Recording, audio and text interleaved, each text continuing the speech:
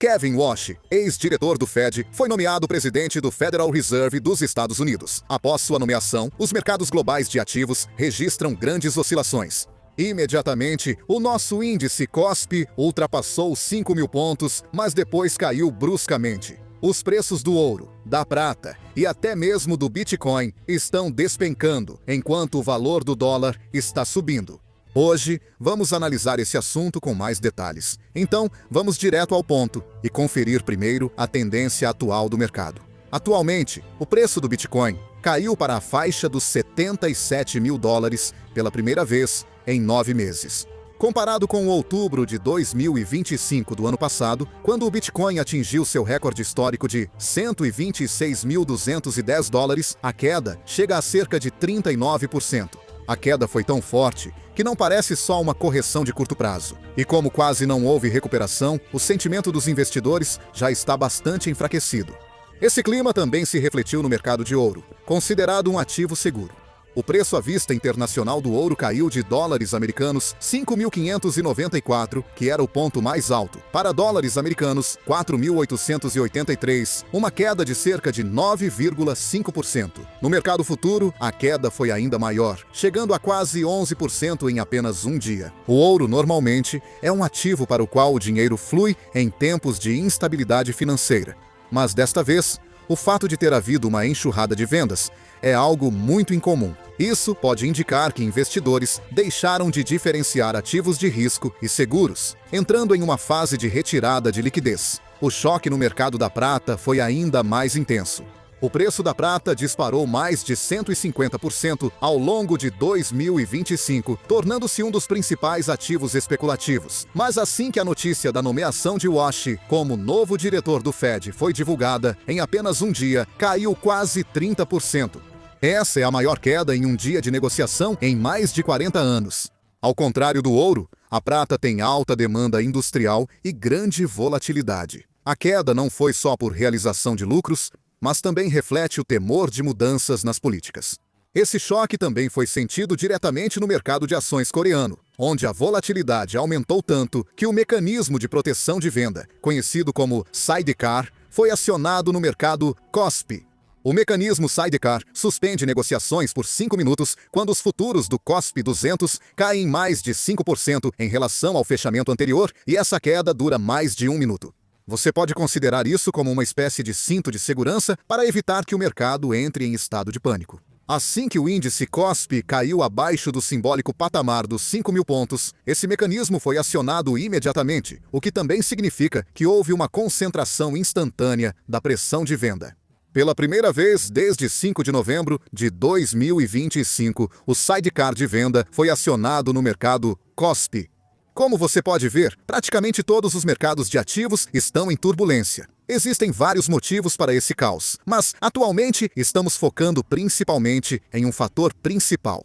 Acredita-se que seja a nomeação do ex-diretor do Fed, Warsh, como mencionei antes. Vamos descobrir quem é esse ex-diretor, Warsh. Originalmente, a avaliação predominante era de que Kevin Warsh, do Conselho Nacional de Economia da Casa Branca, se tornaria o presidente do Conselho Nacional de Economia. No entanto, como ele é muito próximo e tem uma relação especial com o presidente Trump, há avaliações de que isso acabou se tornando uma desvantagem para ele. Já Warsh, ex-diretor do Fed, tem ampla experiência em setores como mercado financeiro e think tanks, conquistando forte confiança em Wall Street. Acima de tudo, ele é genro de Ronald Lauder, herdeiro da empresa de cosméticos Estée Lauder. E Ronald Lauder é amigo do presidente Trump há 60 anos. Por isso, alguns dizem que o histórico da família da esposa também foi um dos fatores que influenciaram a nomeação para o cargo de presidente. De qualquer forma, isso não é o mais importante. Na verdade, o ex-diretor do Fed, Warsh, costumava ser classificado como uma pessoa de perfil hawkish, ou seja, era conhecido por preferir o aperto monetário. Ele era alguém que entendia bem os riscos de reduzir as taxas de juros muito rapidamente. Por isso, era avaliado como uma figura hawkish. O ex-diretor do Fed, Warsh, enfrentou a Covid-19 e a crise de 2008 e criticou o Fed por exceder limites da política monetária e intervir demais. Warsh, ex-diretor do Fed, dizia que grandes compras de ativos pelo Fed facilitavam gastos fiscais, distorciam o mercado e aumentavam a inflação. Por isso, defendia que o Fed deveria encolher mais. Mas, recentemente, mudou muito sua posição. Ele também tem mostrado um lado mais dovish ultimamente, defendendo cortes nas taxas de juros e alinhando-se à postura do presidente Trump, mostrando assim uma atitude mais dovish. O ex-diretor do Fed, Wash, afirmou que as taxas de juros poderiam ser bem menores e destacou a necessidade de reduzi-las.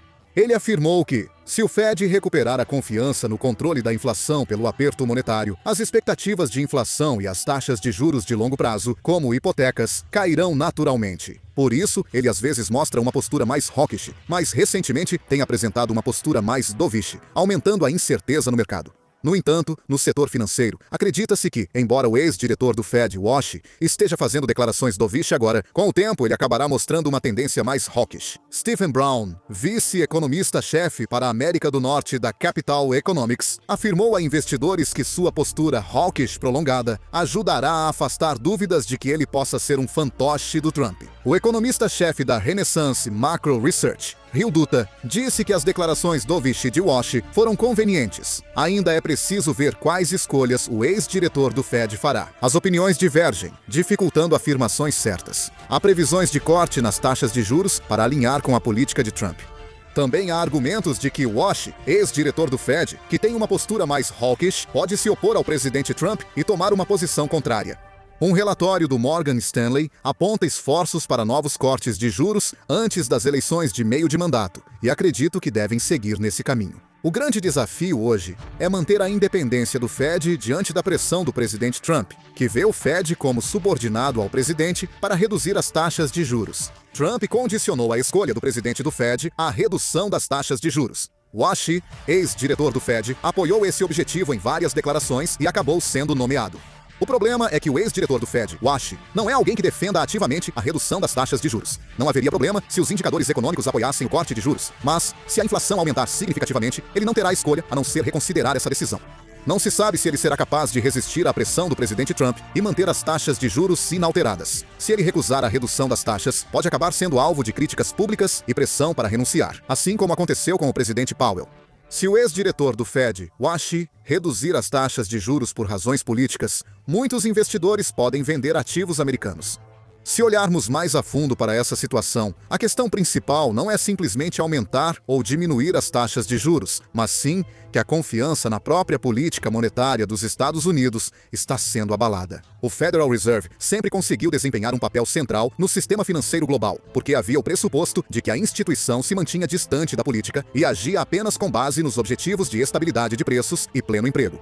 Investidores aplicavam nos certos de que o Federal Reserve tomava decisões com base em indicadores econômicos e estabilidade de longo prazo, sem influência política. Se a nomeação do presidente do Federal Reserve passar a ser vista como ligada ao desejo do presidente de cortar juros, esse pressuposto fica abalado. Se o Federal Reserve for visto como influenciado politicamente, a confiança será impactada antes das taxas de juros. Os títulos do Tesouro dos Estados Unidos sempre foram considerados os ativos mais seguros do mundo. O dólar tem funcionado como moeda de reserva global e o mercado de ações americano recebeu um prêmio baseado nessa confiança.